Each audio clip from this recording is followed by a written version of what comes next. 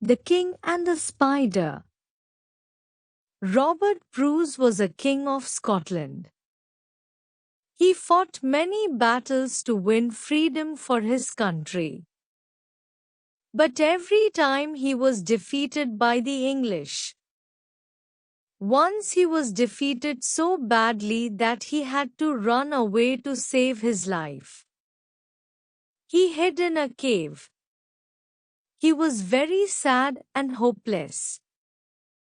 He decided to give up his struggle. Suddenly, he saw a spider. It was trying to reach its cobweb. But when it reached near it, it fell down. He felt pity for it.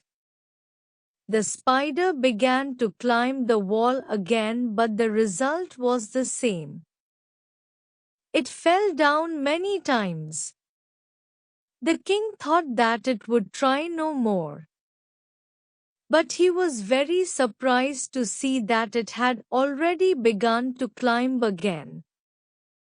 This time, it succeeded in its efforts.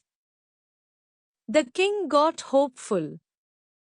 He thought if a spider could succeed by trying again and again, why he could not?